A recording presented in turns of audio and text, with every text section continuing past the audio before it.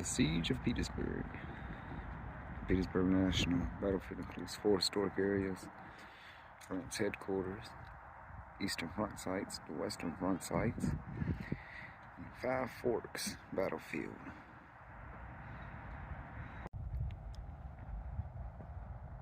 Right outside the visitor center, have a lot of different artillery, lots of howitzers and whatnot. There's an Austrian 6-pounder field gun, a Union 14-pounder, 6-pounder. There's a large one over there. That is a 12-pounder. Shoot up to 3 miles. There's a 10-pounder. Shoot up to 1.82 miles, 3,200 yards.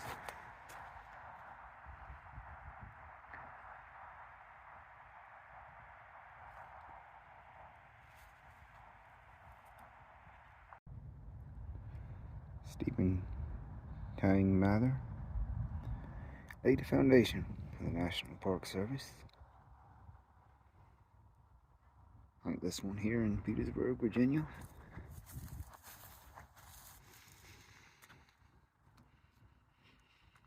Eastern Front number 1. This is a map. This is the Petersburg National Battlefield. Goes up to Dutch Gap, Fort Harrison, then Richmond National Battlefield. It's a lot going on. It pertains to the Civil War here in Central Virginia. I've been to this park numerous times. It's a great stop to, just kind of walk the paths and enjoy the history. It's the closest park to my house. I frequent it more than the other parks, but today I figured I'd make a video and show everyone at home.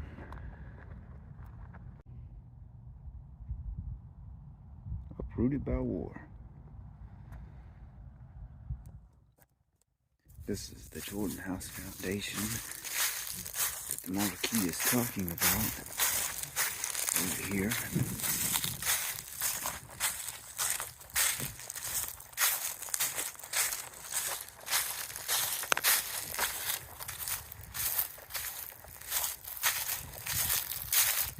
Foundation.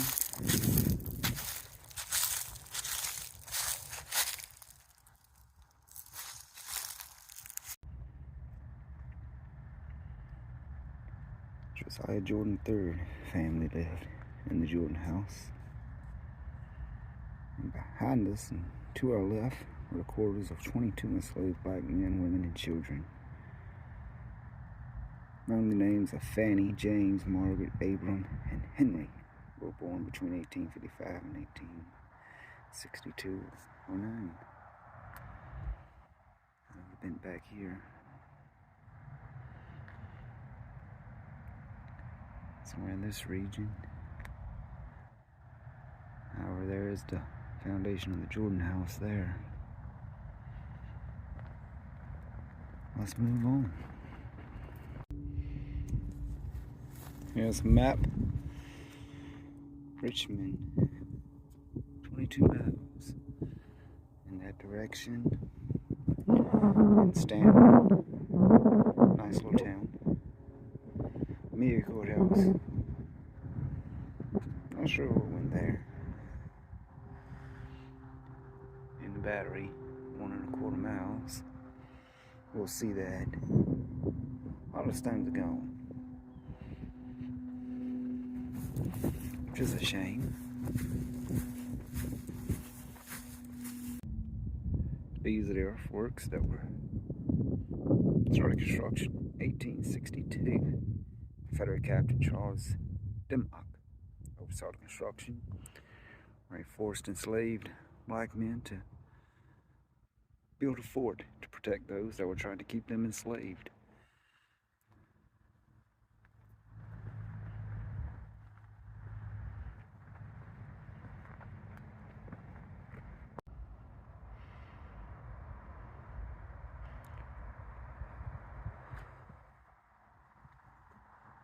There's the Denmark line.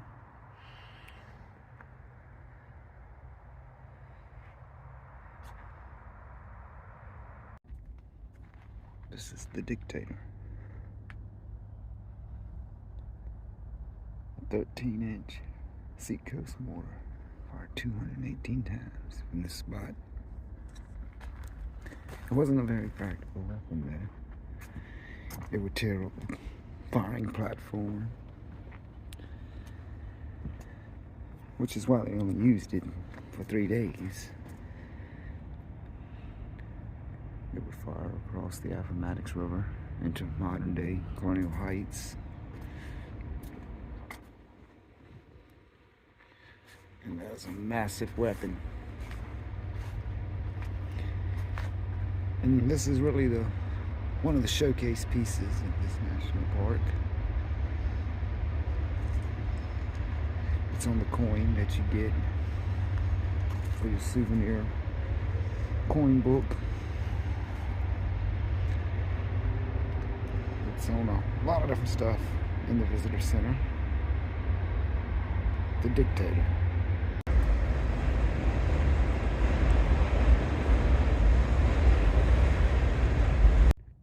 And this is stop number 2 along the trail. Fort Friend. Battery 8 of the Denmark line. After Battery 5 was seized, they came here and captured this as well.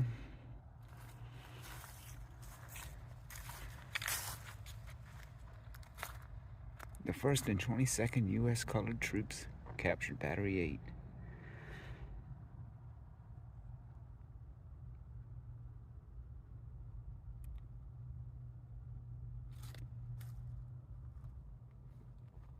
And this is Siege Road where this path travels. You could walk it, but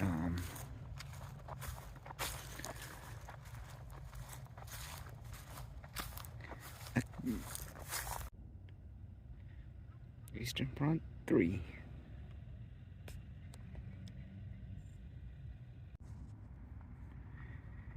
Splendid charge. Here at Petersburg on June 15th, 1864, American troops, African American troops, recorded their first major success. After the capture of Battery 5, some 35,000 black troops swept southward, routing Confederates before them. At dusk, they charged Battery 9 and home. Somebody had trouble parking. Threw me off. Infantry, earthworks. These are recreations. Now, the ones that you see, the earthworks that are made out of the mud, the dirt, they're real.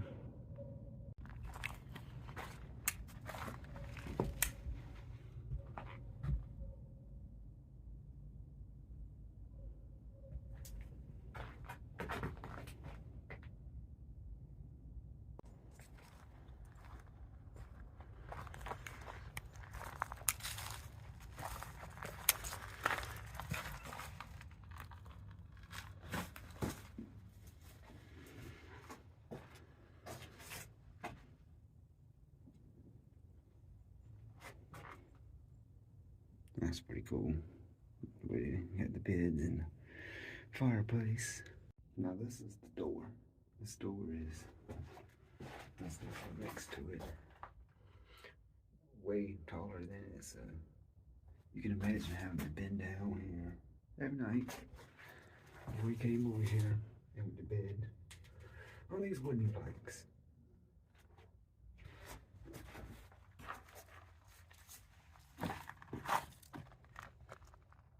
The older you get, the harder it gets.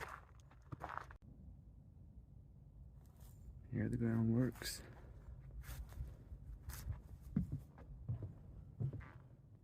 Let's see what this would have been firing at.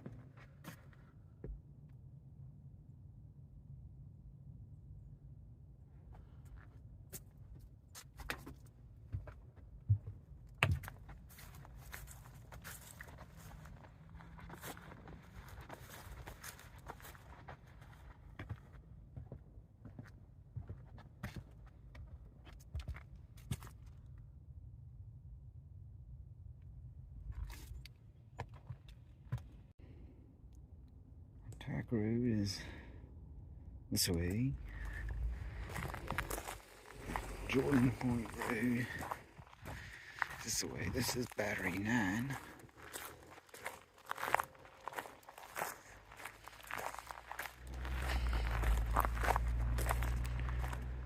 There's George Courthouse Road.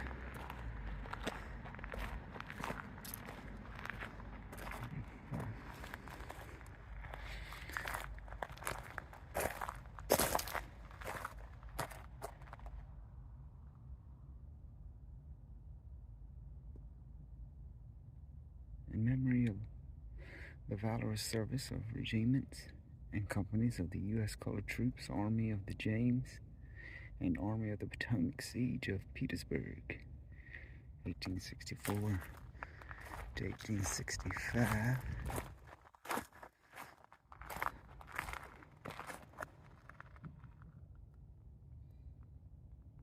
Montana's 12.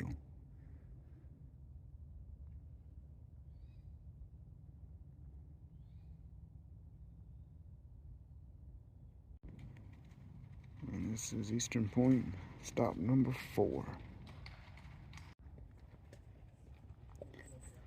Batting Point.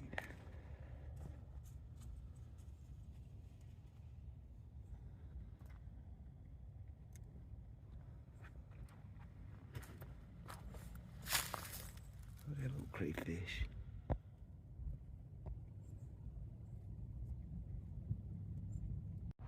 This is Harrison's Creek. This is where the Confederates came after they got their asses handed to them.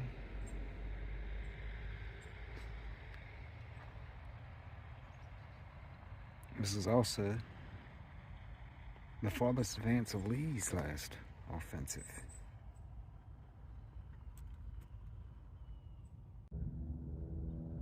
Okay, number 5, Fort Stedman.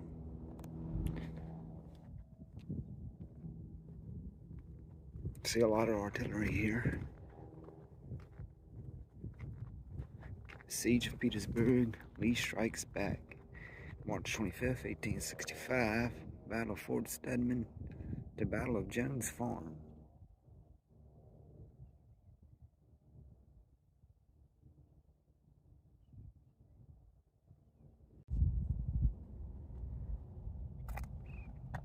This is the spot where Robert E. Lee would launch his last major offensive. He failed at this one as well. A week later, Petersburg fell back into the hands of the United States.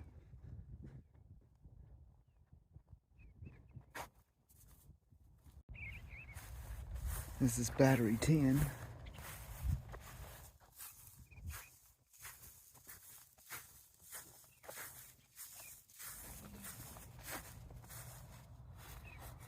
If you look closely,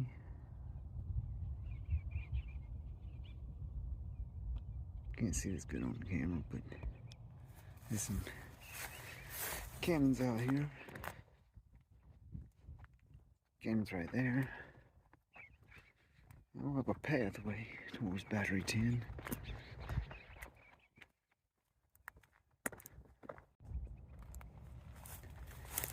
Hoop Creek.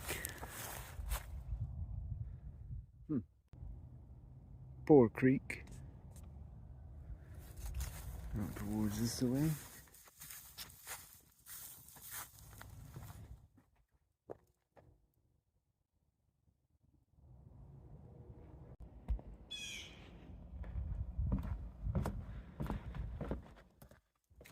More of Harrison's Creek.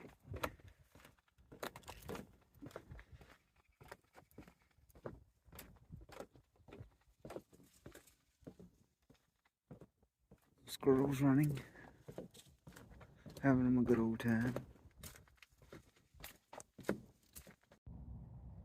Gracie Salem, assailant name, purple grade general Archibald Gracie of Alabama.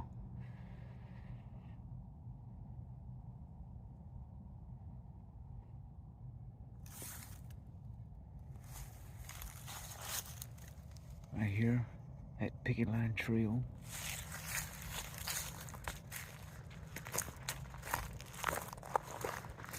A lot of these trails that I've seen kind of take you out towards Fort Gregg Adams. Used to be Fort Lee, till they recently changed the names to honor Americans instead of traitors.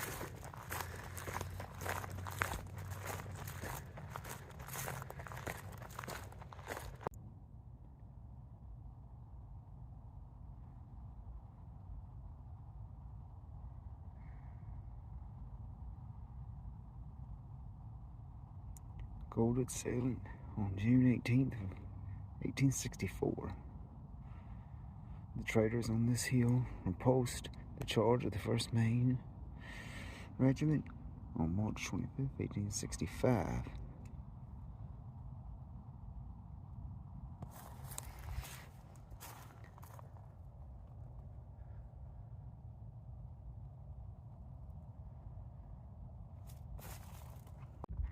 This is the exact location where the 1st Maine Heavy Artillery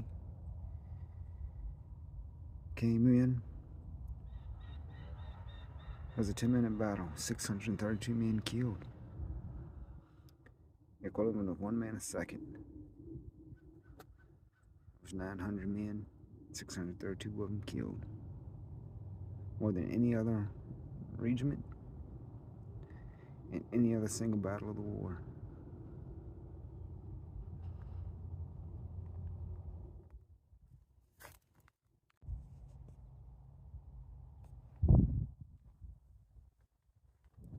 This is where it would have stood.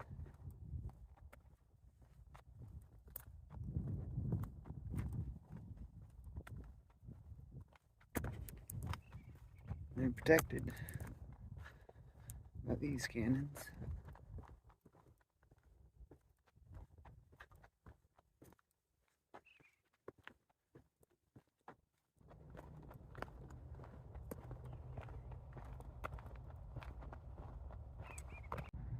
Fort Morton.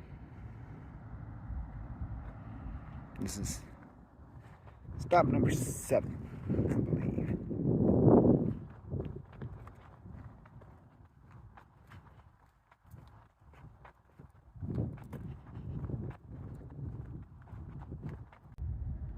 Right here is Grant's 3rd offensive. Standing here behind Union lines in July 1864, you would have seen the result of Ulysses S. Grant's attempt to break the Confederate hold on Petersburg. Grant's plan was to lure Confederate General Robert E. Lee forces to Richmond and to strike at Petersburg's weakened defenses. And it worked.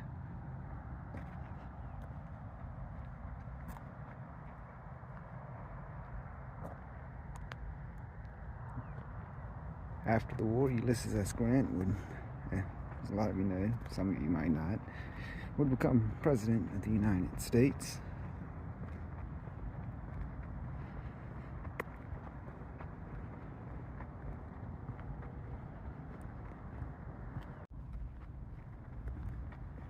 Still going towards Fort Morton.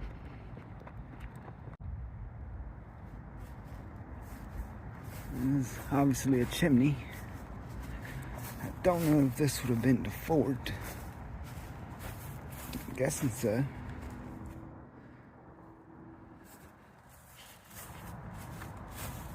But at the same time, I'm not sure.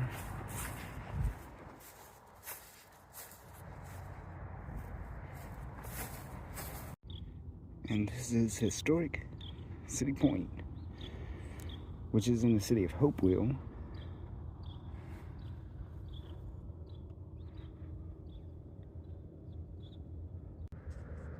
General Grant's headquarters at Appomattox Manor, which is a good view of it. right there. Appomattox Manor was patented in 1635 by Captain Francis Epps, who came by tradition in the Hopewell owned the same family, probably longer than any land in U.S. shelled by British during American Revolution. Interesting. First settled as Bermuda City by Sir Thomas Dale, 1613. Important colonial port, Peter Francisco. Put ashore, 1765, was Washington's one-man army, incorporated in 1826 and annexed by Hopewell in 1923.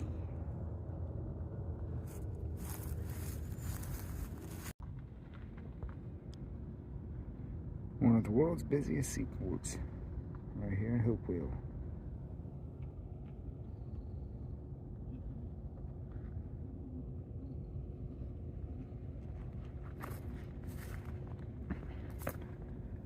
Grant's headquarters was just up on a hill, not that house right there, but a tad bit over, which is closed right now, which is unfortunate. It was closed the last time I came. I've never been in there. It's always been closed. Not sure what they have going on, but hopefully I'll be able to make it in there one day.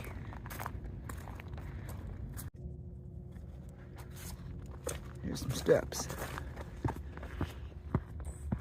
Looks interesting enough to me. Find out where they go. English ivy. Not to be confused with Virginia creeper, as you can see.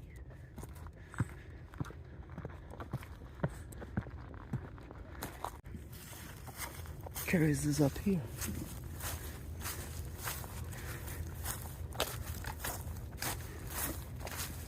To Appomattox Manor. More of works. This is Grant's cabin from November of 1864 through March of 1865. Lieutenant General Ulysses S. Grant lived in this modest cabin. Now this cabin was one of 22 that was up here on this piece of land, and this one here was moved to Philadelphia and remained on display for 116 years. Then in 1981, the National Park Service decided to put it back here in City Point, where it once stood, and now it stands again. Crazy that this building was here, then it was gone for 116 years, and then it came back. The same exact building. I mean, that's pretty wild, if you ask me.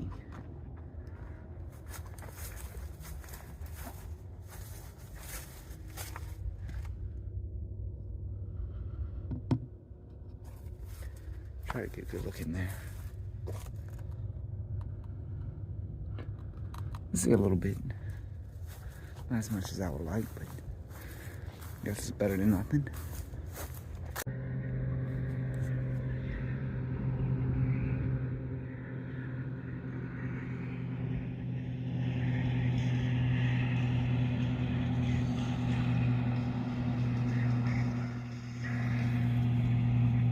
Resistance and punishment. Civil War. Prior to the Civil War, Dr. Epps commanded his slaves to not get drunk, steal, commit adultery, damage property, nor attack him. Well, eventually, none of them did before the war. However, between May and August of 1862, 106 of his 122 slaves escaped.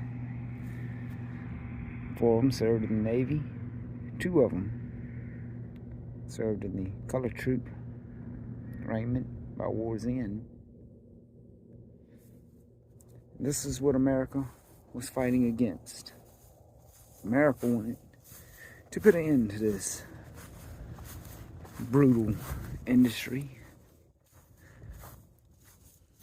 And the South was fighting to keep it. It doesn't matter what anyone tells you or what other kind of bullshit they come up with. That was the main part of the war. They'll tell you states' rights, but it was the states' rights to own slaves. That's what states' rights mean. So, this is City Point. This is all we can see today because the mansion is closed. We can't go inside any of the buildings. Now, there's two more parts to the Petersburg National Battlefield. One of those parts is the Western Front. We've seen the Eastern Front. And the other part is a little further south towards Dinwiddie County. And that will complete the Petersburg National Battlefield Park. Okay, now we're on the Western Front. It's getting a little dark, so we're going to try to knock this out before they kick us out. Place of honor. So that resting places of the honored dead may be kept sacred forever. Poplar Grove National Cemetery. To honor 6,000 Union dead from the siege of Petersburg and related battles.